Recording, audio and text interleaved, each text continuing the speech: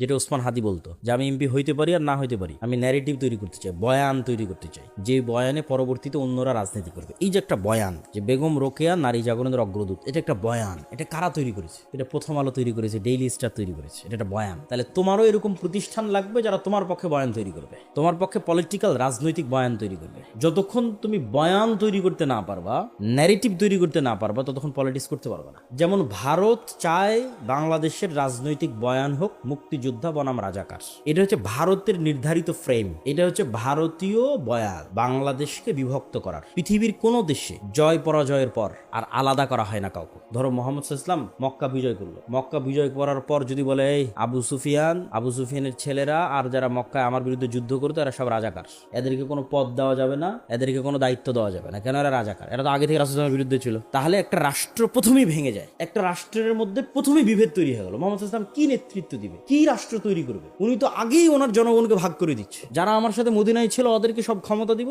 আর যারা আমার সাথে মদিনায় ছিল না, যারা মক্কায় আমার বিরোধিতা করেছে এদেরকে দিব না। বরং রাসূল সাল্লাল্লাহু আলাইহি ওয়াসাল্লাম কি করেছে তোমরা জানো? রাষ্ট্র পরিচালনার ট্রিক্স।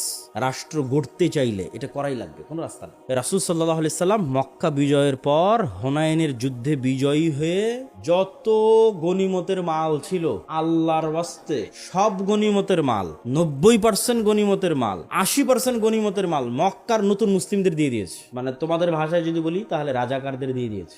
এখন যারা মুক্তিযোদ্ধা, মানে যারা আগে থেকে ইসলামকে ধরে রেখেছে, এত তো মন খারাপ। তখন রাসূলুল্লাহ সাল্লাল্লাহু আলাইহি ওয়াসাল্লাম আনসারী এবং মুহাজির এই দুই সাহাবী তাদের সামনে দাঁড়িয়ে বিশাল ভাষণ দিল, বলল মক্কার নতুন মুসলিমরা নিয়ে যাচ্ছে সকল সম্পদ গনিমতের মালের, আর তোমরা আনসারী আর মুহাজিররা নিয়ে যাচ্ছ আল্লাহর নবীকে তোমাদের বাড়িতে, তোমাদের মদিনায়। বলেন আল্লাহু আকবার।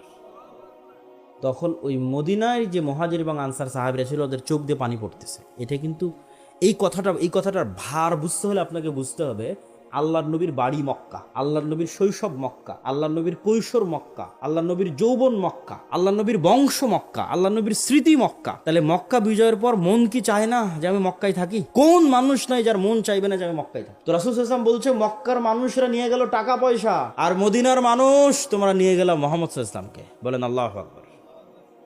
তাহলে রাষ্ট্রকে বিভেদ করতে হয় না, ভারত চায় এই রাষ্ট্রটা বিভক্ত থাকুক। তাহলে আজ 50 বছর পার হয়ে গেছে, এই ফ্রেমে তোমরা রাজনীতি করো যে তুই মুক্তিযোদ্ধা তুই রাজাকার, তুই মুক্তিযোদ্ধা তুই রাজাকার।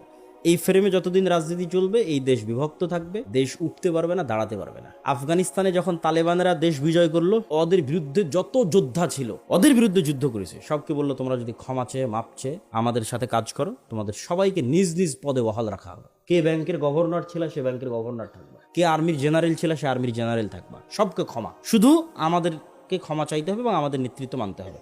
তাহলে দেশ একদিনে এক হয়ে গেল।